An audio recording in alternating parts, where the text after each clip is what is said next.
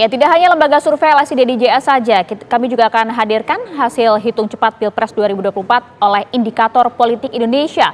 Total suara masuk adalah 99,20%. Kita lihat bersama, yang unggul yakni paslon nomor urut 2 Prabowo Gibran, perolehan 58,03%. Kemudian disusul oleh Anies Muhaimin 25,36% dan juga Ganjar Mahfud 16,61%.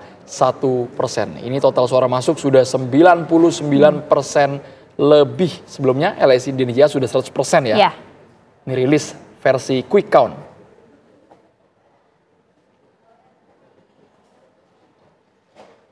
Ya, kalau tadi versi quick count dari lembaga survei, pemirsa berikut real count KPU dengan suara mencapai 54,91%. Hasilnya adalah Prabowo Gibran mendapatkan 57%, sementara pasangan nomor urut 1 Anies Baswedan Muhaimin Iskandar mencapai 24,98%, diikuti oleh pasangan Ganjar Mahfud berada di angka 18,02%. Ini hitungan resmi dari KPU, angkanya terus bergerak.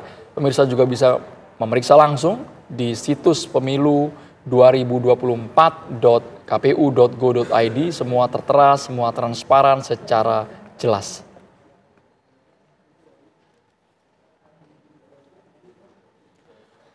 Penghitungan suara real count Pilpres 2024 terus dimutakhirkan KPU dengan perolehan terbaru. Prabowo Gibran memperoleh 56,97% suara. Ya, sedangkan pasangan Anies Baswedan dan juga Muhaimin Iskandar sebesar 25,02%. Lalu Ganjar dan juga Mahfud MD di posisi ketiga dengan perolehan 18,01% suara.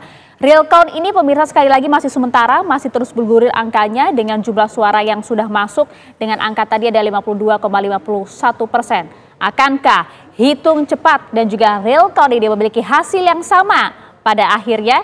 Selain itu kami juga akan membedahnya bagaimana pertarungan suara para capres-cawapres di berbagai wilayah ya. Untuk membahasnya telah bergabung bersama kami ada Direktur Eksekutif Indikator Politik Indonesia, Prof. Burhanuddin Muhtadi, via Zoom, dan juga di studio ada Direktur LSI DNIJA, Mas Ardian Sopa. Selamat sore Bapak-Bapak. Sore. Kita langsung ke Mas Ardian Sopa, suara masuk sudah 100% tadi LSI DNIJA. Apakah nanti bisa dipastikan bahwa hasil dari quick count, hitung cepat ini tidak akan beda jauh, nggak akan meleset dari real count versi KPU? Kalau menurut pengalaman kita melakukan quick count bukan hanya kali ini saja, bahkan dari pemilu Pilpres pertama pasca reformasi 2004. Dan pada waktu itu juga hasilnya itu mirip ya, mirip dengan hasil KPU. Kemudian juga 2009, kemudian juga 2014, dan terakhir 2019. Bahkan kalau misalnya kita bandingkan hasil quick count kita di hari pencoblosan itu dengan hasil KPU yang diumumkan katakanlah nanti 1 bulan kemudian, itu ada selisih 0,22% saja. Ini yang jadi Pilpres memang kemarin ya? Pilpres yang kemarin. Sehingga dengan itu kami meyakini bahwa inilah data yang memang itu juga nanti tidak jauh beda dengan hasil KPU. Termasuk juga kalau misalnya kita lihat dari hitung yang dilakukan oleh KPU ya, tadi sudah ditampilkan datanya, itu pun dalam angka-angka yang mirip, baik untuk pasangan nomor 2, nomor 1, maupun dengan pasangan nomor 3. Jadi selama metodologinya benar dan lain sebagainya, itu juga hasilnya, itu juga sejauh ini pengalaman berbagai lembaga survei maupun kita sendiri, itu tidak jauh beda dengan hasil yang didapatkan. Karena bagaimanapun, orang sering bilang, kenapa misalnya hasil survei bisa berbeda dengan hasil quick count misalnya. Karena kalau survei itu kan basisnya persepsi orang yang bisa juga berubah, dinamika suara masih bisa terjadi. Tetapi kalau quick count ini kan sebenarnya juga kita mencuplik daripada masyarakat, tetapi sudah berbentuk fakta, angka-angka yang ada di masyarakat. Nah, dengan quick count itu rata-rata di angka 1%. Jadi memang angka yang tertera ini tidak saklek persis satu dengan yang tadinya itu, misalnya kita 58,47. KPU kan 56,97% nih Prabowo. Betul, itu dengan penghitungan yang KPU sekitar 50-an%. Kita sudah 100%. Sehingga nanti angka yang tertera di kita dengan dibandingkan KPU yang mudah-mudahan hampir sama dengan 2019 yang lalu. Hanya berbeda 0,12% sampai dengan 0,22% itu. Biasanya Mas Ardian Sopa, sebelum kita bahas angka berapa yang stabil, tapi kalau untuk Prof. Burhanuddin, dari indikator kami juga ingin tahu di angka berapa ini sudah betul-betul tampak angkanya solid dan jelas kalau versi real count jika dibandingkan hitung cepat Prof. Burhan. Ya sebenarnya sudah mulai mendekati. Ini sesuai dengan teori the law of large numbers. Semakin banyak sampel real count masuk, semakin mendekati hasil dan perubahan angkanya makin mengecil, makin berat. Jadi kalau sudah banyak TPS yang direkap oleh KPU, itu kecil kemungkinan terjadi perubahan. Dan saya menyambung apa yang tadi Bung Ardian sampaikan, sebenarnya quick count itu pekerjaan yang tidak terlalu sulit ya buat pollster.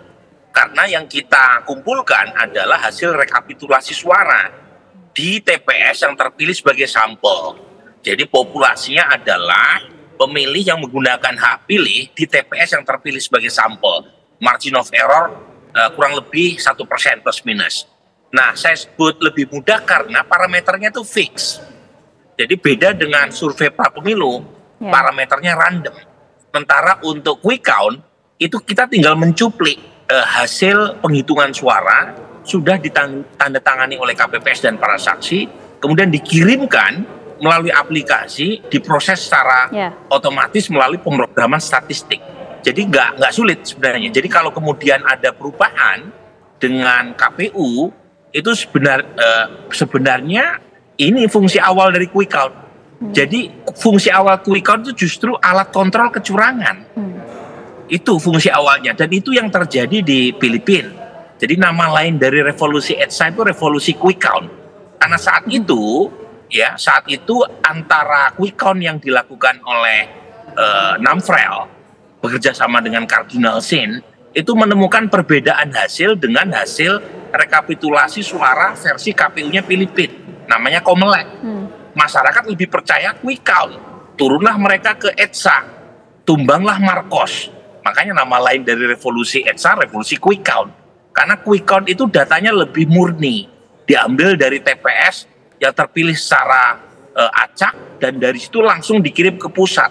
Sementara dalam sistem proporsional, suara di TPS tadi dibawa berjenjang ke atas. Dari TPS, kemudian ke desa, ke kecamatan, kemudian ke kabupaten, ke provinsi, sampai ke pusat.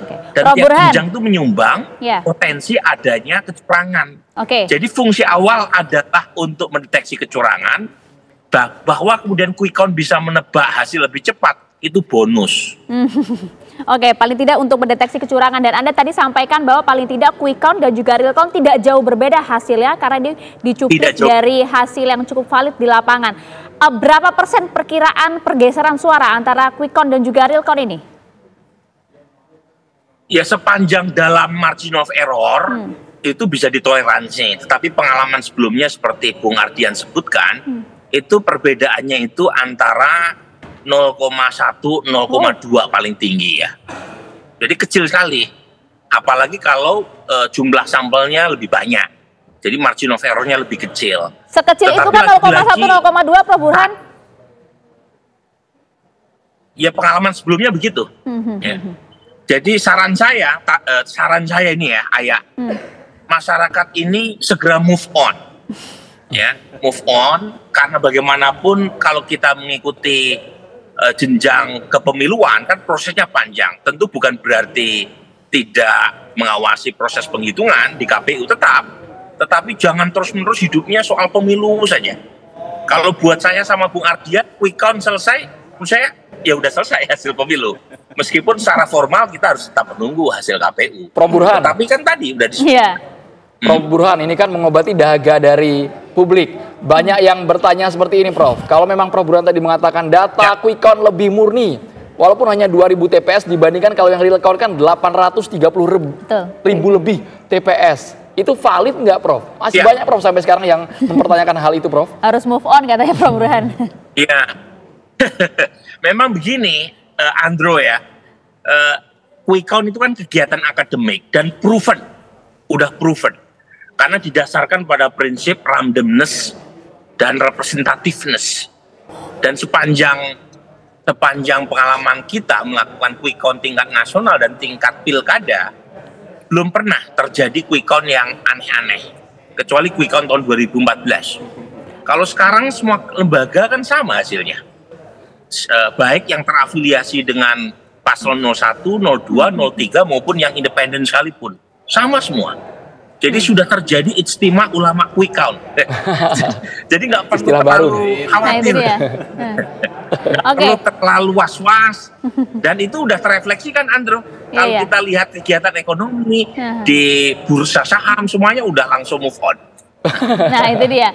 Oke, kalau tadi sepakat nampaknya Prof. Burhan dan juga Bung Ardian, artinya kalau kemudian margin of error atau selisihnya sekitar 0,1, 0, hingga 1% lah. Artinya pergeseran suara dari hasil saat ini, hasil Anda kan 58% ya Prabowo Subianto. Kemudian juga real count KPU 56,97%. Artinya tetap akan terjadi satu putaran nanti hasil ini kalau ya? itu memang ini kesimpulan itu jadi sudah kita publik, dapatkan dari kemarin ya. Karena memang selisih yang begitu jauh antar paslon ini itu satu. Kemudian yang kedua, ini kita lihat dari sisi suaranya. Suaranya kan udah 58, sehingga kalaupun misalnya turun 1%, kita ambil titik pesimis ya, berarti turun 1%, berarti kan sekitar 57-an ya. 57, dan untuk 57% itu bukan hanya satu putaran, tapi juga satu putaran lebih banyak sebenarnya. Karena untuk satu putaran kan 50,1 suara saja sebenarnya, satu suara itu satu.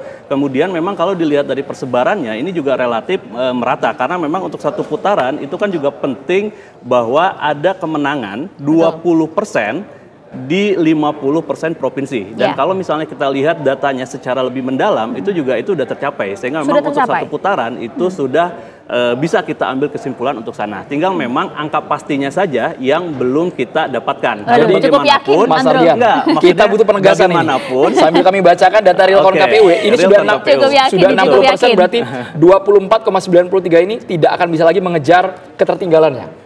24,93 untuk Anies tidak bisa. Karena kalau misalnya paling tinggi sesuai hasil quick count kita ya mungkin nambah 1%. Jadi tadi kalau 24% berarti kan naik 25. Kalau misalnya 25 berarti dia naik 26. Mengapa ini bisa begitu margin of error-nya 1%? Jangan dilupakan bahwa sebenarnya sampel yang menjadi sampel kita itu banyak juga. Jadi 2000 itu bukan hanya angka 2000 secara TPS saja, tetapi 2000 dikali dengan jumlah pemilih yang ada di TPS itu. Rata-rata pemilih Indonesia itu 247 kalau kita rata-ratakan semuanya. Jadi dengan kata lain sampel kita adalah 495.000 pemilih yang ada di seluruh Indonesia. Sehingga dengan itu margin of error 1%. Kemudian juga kita memakai namanya selang kepercayaan 99%. Jadi emang 1% itu margin of error, kemudian selang kepercayaannya juga 1% saja. Oke, kalau gitu kita akan coba tanya juga ke Prof. Burhan sepakat atau tidak, tapi usai jeda ya Prof ya, termasuk juga bagaimana sebaran suara di sejumlah wilayah Indonesia. Saat lagi pemirsa, Kabar Petang kembali untuk Anda. Kita akan hadirkan terlebih dahulu, ini merupakan beberapa grafis yang akan kami tampilkan sebelum kita masuk ke dialog bersama dengan Direktur LSI Denny JA dan juga Direktur dari Indikator Politik Indonesia, Maria ya. Ya, ini kita hadirkan hitung cepat Pilpres berdasarkan sebaran wilayah. Ini khususnya DKI Jakarta pemirsa. Anda bisa lihat suara masuk sudah total 100% baik dari Indikator Politik maupun juga LSI Denny JA dengan perolehan angka ini untuk Indikator Politik, di mana Prabowo Subianto mendapatkan angka 41,82%, kemudian yang paling unggul adalah Anies Baswedan 41,86%, kemudian juga untuk LSI ini Anies masih unggul tipis 41,42%, kemudian diikuti oleh Prabowo Subianto 41,28%, baru kemudian diikuti oleh Ganjar Pranowo 17,31%. Memang kalau kita lihat dari dua lembaga survei ini, Anies unggul khusus DKI Jakarta, tapi perolehannya cukup tipis dibandingkan dengan paslon nomor urut 02, Prabowo dan juga Gibran, Andro. Dari DKI Jakarta kita menuju ke Jawa Barat yang memiliki potensi lumbung suara begitu besar. Kalau di Jawa Barat, Prabowo Gibran unggul 58,7% versi indikator dan versi LSI Denny JA 57,91%. Disusul Anies Baswedan di kisaran 31 sampai dengan 32% dan Ganjar Mahfud meraih 10,1 dan juga 10,06%. Ini merupakan versi quick count, sekali lagi hitung cepat dari dua provinsi, baik itu DKI Jakarta maupun juga Jawa Barat. Dari Jawa Barat kita kemana lagi, Maria? Nah, bagaimana dengan Jawa Tengah? Andro, menjadi pertanyaan juga untuk wilayah Jawa Tengah dan juga daerah istimewa Yogyakarta. Pemirsa Anda bisa saksikan di layar kaca dari dua lembaga survei Indikator Politik dan juga LSI Denny JA. Ini nampaknya sama-sama menyatakan Prabowo Subianto dan juga Gibran Rakabuming Raka unggul telak dibandingkan dengan Ganjar Mahfud. Kalau kita lihat indikator memasang angka 52,93%, kemudian diikuti oleh Ganjar berada di angka 33,68%, barulah kemudian Anies berada di kisaran angka 13,39%. Nampaknya hasil yang tidak jauh berbeda juga didapatkan oleh LSI DJA, di mana Prabowo Subianto unggul dengan angka 52,07%, diikuti oleh Ganjar Pranowo 34,93% dan juga Anies ya di kisaran yang sama 13%. Dari Jawa Tengah dan juga DIY kita menuju ke Jawa Timur yang memiliki DPT terbesar bisa dibilang 35 juta lebih DPT di Jawa Timur ini. Kalau berbicara angka, Prabowo Gibran sepertinya unggul relatif telak meraih 64,65% versi indikator dan versi LSI DJA meraih 65,03, disusul Anies Muhaimin 17,67, ada juga dari LSI 17,4%. Dan Ganjar Pranowo Mahfud MD memperoleh 17,69% dan 17,57%. Jawa Barat, kemudian tadi sudah DKI Jakarta, Jawa Timur yang menyumbang perolehan suara terbesar untuk pemilu 2024. Yang menarik juga untuk disoroti adalah wilayah Banten, Andro dan juga pemirsa. Ini kalau kita lihat Prabowo Subianto lagi-lagi unggul di wilayah Banten, bahkan mencapai angka psikologis 55,87% versi indikator. Kemudian kalau versi LSI, Prabowo unggul di kisaran angka 55,92%. Tidak jauh berbeda antara dua lembaga survei ini. Kemudian di posisi kedua ada Anies Baswedan di kisaran angka 34%. Kemudian Ganjar Pranowo di angka 9%. Itu tadi untuk hitung cepat Pilpres 2024 menurut lembaga survei dari wilayah Banten, Andro.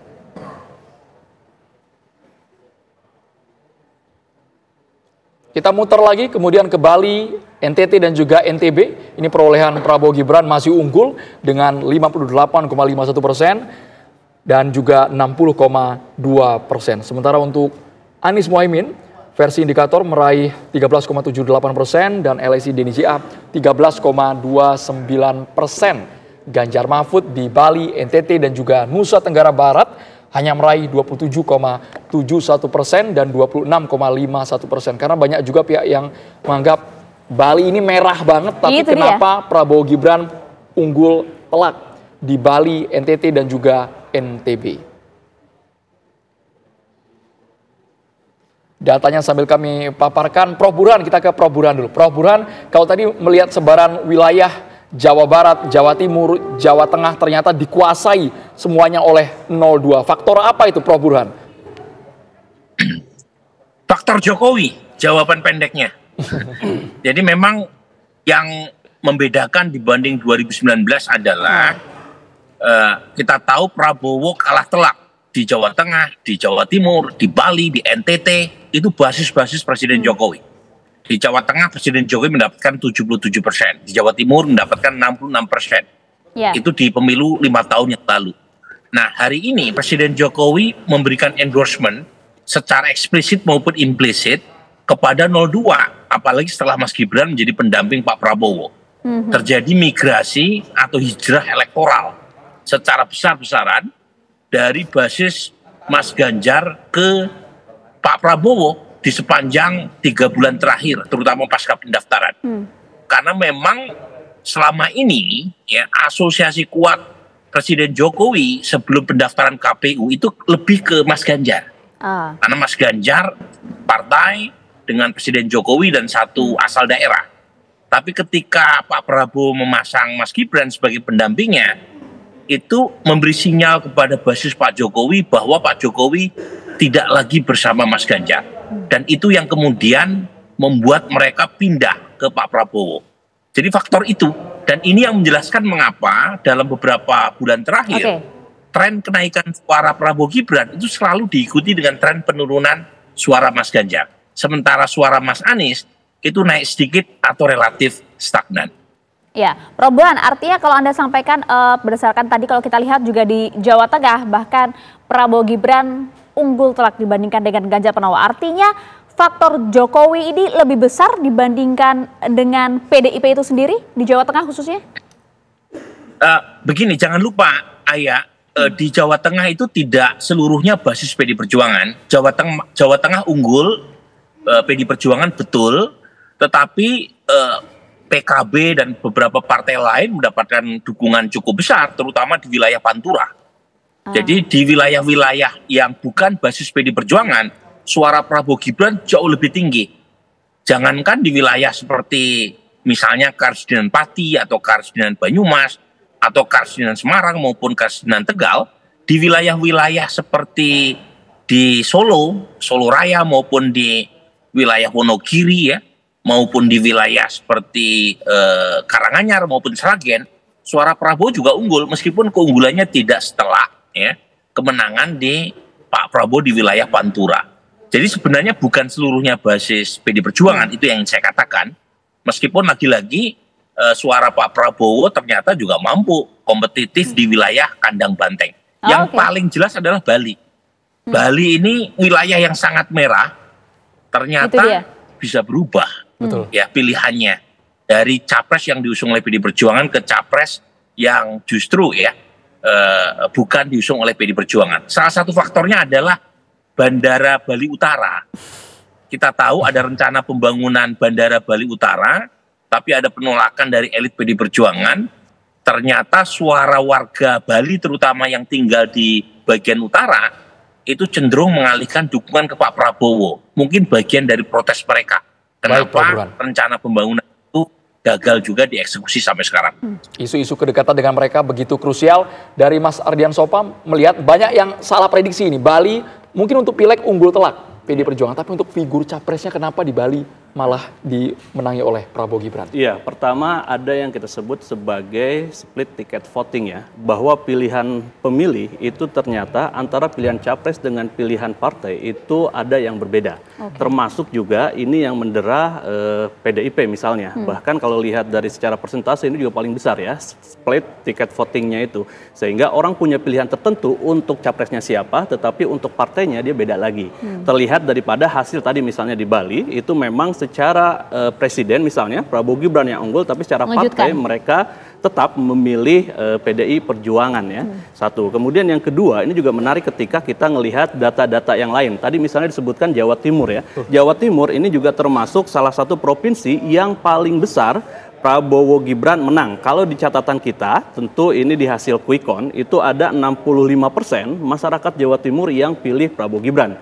Kita bandingkan dengan Pak Anies Muhaimin misalnya, itu sekitar 17,4%. Termasuk juga untuk Pak Ganjar Mahfud itu di angka 17,57%. Jadi hampir sama antara Ganjar Mahfud dengan Anies Muhaimin, tapi berbeda jauh dengan Prabowo Gibran. Maksud kami kita kok sosok seperti Mahfud MD, Muhaimin Iskandar tidak bisa mendongkrak suara di Jawa Timur? Saya kira memang terlebih juga ada figur-figur yang muncul juga di sana. Jadi kita tidak hanya melihat tadi, saya setuju dengan Prof. Burhan bahwa ada faktor Jokowi di sana, tetapi juga faktor Pak Gibrannya itu juga berpengaruh ya. Terlebih ketika misalnya kita melihat ada popularitas yang begitu tinggi dibandingkan dengan Prabowo Gibran dengan yang lain-lainnya. Kemudian juga angka kesukaan. Jangan lupa bahwa hukum elektoral kita, orang mau pilih ketika dia kenal. Dan orang mau pilih juga tidak hanya kenal tapi dia suka juga. Sehingga faktor itu juga menyumbang elektabilitas yang diterima oleh Prabowo Gibran. Termasuk kalau kita bicara Jawa Timur, ini tidak lepaskan juga sosok-sosok yang bertarung di sana. Bisa ada misalnya Pak SBY juga berasal dari sana. Sehingga juga itu menambah faktor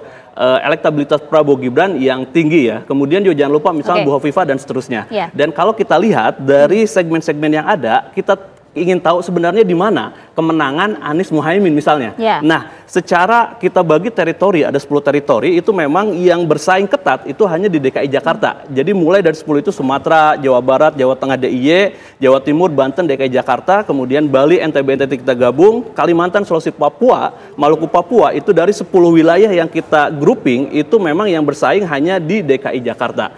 Jadi di hampir semua kategori itu masih kategori ini Prabowo Gibran yang unggul. Nah kalau misalnya Sumatera kita zoom lebih besar, ini kebesarannya juga lebih tinggi juga 57,18. Anies Muhaimin 31,87, kemudian Ganjar Mahfud di angka 10,95%. Kalau kita zoom lebih besar lagi, ini di mana kemenangan Anies Muhaimin ini kalau kita lihat memang ada di pertama misalnya di Aceh, kemudian juga di Sumatera Barat. Itu kalau dia, kita lihat. menarik Mas kalau kita bicara mengenai Sumatera. Makanya usai jeda kita akan coba bahas bersama dengan Prof. Burhan dan juga Bang Ardian bagaimana kemudian sebaran suara Pilpres 2024 ini di luar Jawa Bali, seperti misalnya di Sumatera, Kalimantan, Maluku dan juga Papua. Sesaat lagi pemirsa. Kita akan membahas kali ini ke Sumatera, Kalimantan, Maluku dan juga Papua. Kalau Menarik. untuk Sumatera Selatan, Sumatera Barat, Sumatera Utara, LSI Dini JA punya datanya karena kabarnya di Sumbar yang unggul tetap Anies. Iya, dari seluruh provinsi yang ada di Sumatera, mulai dari Aceh sampai dengan Lampung, itu memang dua provinsi saja yang Anies Muhaimin atau yang Prabowo Gibran tertinggal ya. Aceh dan Sumbar ya? Aceh dan Sumatera Barat. Dan memang ketika misalnya kita breakdown di sisi-sisi yang lain juga ini berhubungan ya. Karena ketika kita lihat dari suku itu memang Prabowo Gibran juga kalah di suku Minang misalnya. Dan memang paling banyak yang bertempat tinggal di sana ya, meskipun juga di perantauan banyak. Jadi dari data ini kita lihat bahwa secara Sumatera secara umum Prabowo Gibran unggul. Jadi dari semua provinsi itu, kalau misalnya kita gabungkan, itu ada keunggulan 57,18, kemudian Anies Muhaimin 31,87, kemudian Ganjar Mahfud 10,95%. Tapi dari semua provinsi yang ada di Sumatera, ini dua provinsi saja yang tadi memang Prabowo Gibran tertinggal ya. Saya melihat bahwa bukan hanya tadi, misalnya faktor Pak Jokowi ada, kemudian faktor personal Sosok juga ada. Ya. Kita juga melihat ada faktor partai juga yang bergerak di sini, tidak bisa dinafikan.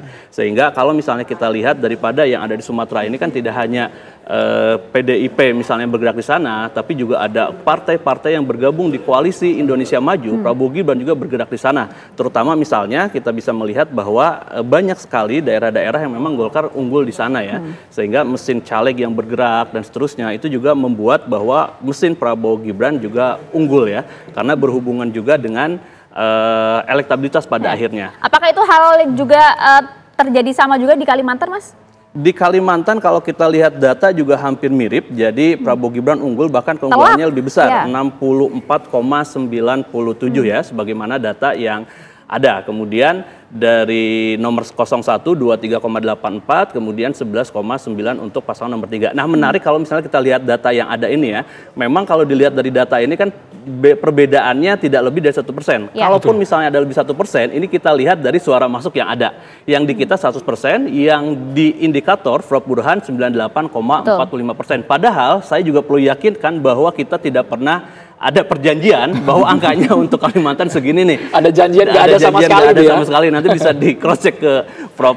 Burhan ya, apakah ada perjanjian atau enggak. Bahkan kalau misalnya saya bandingkan juga dengan 11 lembaga yang lain yang mengadakan Quickcon, itu juga angkanya mirip-mirip sekali ya. Jadi beda di plus minus 1% saja. Bahkan ada yang di bawah 0,1, 0,2 dan seterusnya itu. Apakah kemudian Prof. Burhan faktor-faktor yang kemudian membuat Prabowo Subianto dan juga Gibran Rakabuming Raka ini unggul telak di wilayah Kalimantan juga, khusus Kalimantan? Silakan Prof.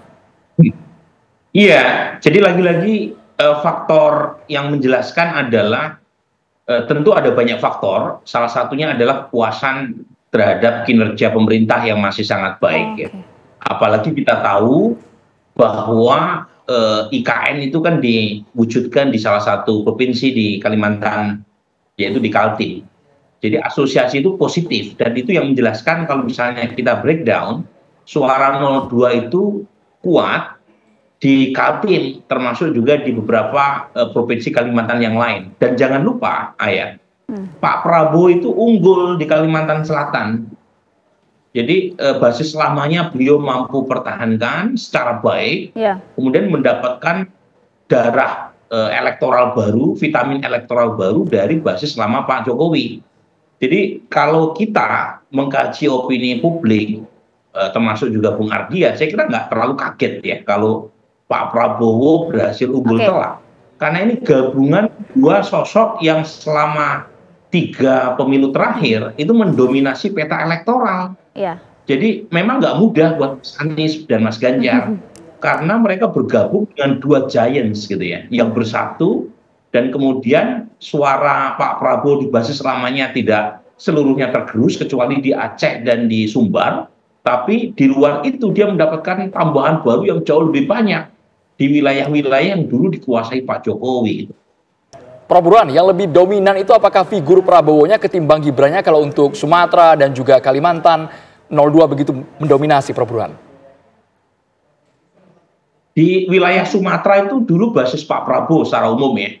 Misalnya di Sumsel, kemudian di Sumbar, di Aceh, sebagian di Riau, Pak Jokowi unggul misalnya di Babel, di Lampung, maupun di Sumut ya dalam Pilpres 2019. Nah sekarang dari seluruh provinsi yang ada di Sumatera, itu Pak Prabowo hanya kalah di 2 provinsi saja, yaitu Aceh dan di Sumbar. Di luar itu Pak Prabowo unggul, termasuk di wilayah yang dulu dikuasai Pak Jokowi. Jadi kalau kita bandingkan kenapa suara Pak Prabowo Gibran lebih besar dari perolehan Pak Jokowi di 2014 dan 2019, jangan lupa Andro, 2014 itu Pak Jokowi dapat 53%, di 2019 beliau dapat 55%, karena Pak Prabowo tidak bermodalkan tidak modal dengkul gitu, sama sekali tidak. Pak Prabowo tuh punya dukungan minimal 44% di 2019. Memang ada sebagian pendukung Pak Prabowo kalau kita lihat dari data exit poll yang lari ke Mas Anies, tetapi di bawah 50% itu pendukung lama Pak Prabowo yang lari. Sisanya masih bertahan memilih Pak Prabowo plus pemilih Pak Jokowi. Oke. Jadi artinya begini ya Prof ya. Iya. Artinya selain kemudian Prabowo Gibran ini bisa mempertahankan basis suara mereka, tapi Jokowi efek ini juga yang paling berpengaruh. Terima kasih Prof Burhan. Kalau kemudian kita bergeser ke Mas Ardian, survei paling tidak beberapa lembaga survei lah, kita tidak bicara LSI saja gitu ya. Pada saat sebelum 14 Februari begitu paling tidak kisaran angkanya itu kan berada di kisaran ada yang 48, 49 kemudian hingga 52% lah. Tapi kemudian pada saat quick count angkanya melejit hingga kemudian ada 58 something gitu ya. Apa faktor yang membuat kemudian loncatan suaranya itu bisa begitu besar? Ya, pertama kalau dari survei LSI sendiri nih ya, kita bicara survei LSI DNIJA, itu sebenarnya kita sudah memprediksi bahwa terdapat suara yang bahkan pada waktu itu kita lembaga yang pertama kali mengumumkan bahwa ini terbuka peluang 1 putaran. Karena di bulan Desember akhir itu angka elektabilitas Prabowo Gibran udah mencapai 50,6%. Dan kalau misalnya kita lihat dari tren-tren sebelumnya kan ada kenaikan dari 46 misalnya naik ke 50, kemudian terakhir dirilis kita tanggal 26 sampai dengan 6 Februari itu perolehan Prabowo Gibran di angka 53,5%. Sehingga kalau misalnya kita ngikutin tren yang ada, ini sebenarnya angka yang memang juga mungkin, sangat mungkin dicapai oleh Prabowo Gibran. Sehingga kita juga memprediksi itu bahwa nanti kemungkinan, bahkan kita pakai rentang ya, karena selain rentang, ada juga orang yang sebenarnya soft supporternya masih ada. Sehingga waktu itu kita merentangkan 47 sampai dengan 58. Dan terbukti sekarang ini di hasil quick count itu di angka 58, sekian persen. Prediksi tertinggi Anda dong. Kenapa? Prediksi tertinggi dong. 58 tembus. Karena memang secara tren memungkinkan untuk mencapai angka tersebut. Dan juga harus dicatat bahwa ketika survei itu kan masih ada 8 hari sebenarnya waktu yang bisa merubah keadaan yang seterusnya. Tapi dari tren sebenarnya kita bisa membaca itu. Apakah akan naik, akan turun. Karena memang dari kita survei dari bulan Oktober sampai dengan di Februari itu memang tren kenaikannya terus dialami oleh Prabowo Gibran. Nah, kenapa misalnya bisa unggul? Kalau tadi alasan-alasannya misalnya sudah disampaikan oleh Prof Burhan, saya menambahkan satu saja, bahwa positioning memegang hal yang penting. Jadi kalau misalnya di properti, orang bilang location. Lokasi yang paling penting, tapi dalam pertarungan politik, position yang paling penting atau posisi. Dan posisi Prabowo Gibran itu jelas bahwa dia melanjutkan keberlanjutan dari pemerintahan Pak Jokowi dibandingkan dengan 2 yang lain. Bahkan yang satu kan perubahan. Yang satu lagi ini kan memang ya agak di tengah-tengah dia, agak bingung kita menyebutnya di mana. Itu yang kemudian membuktikan angkanya berada di paling akhir. Itu membuktikan angkanya yang paling besar karena di saat yang bersamaan approval rating Pak Jokowi ini juga dalam angka yang sangat tinggi, 80%. Sehingga beliau sendiri pada akhirnya mengidentifikasi bahwa inilah penerus pelanjut daripada perjuangan yang beliau lakukan.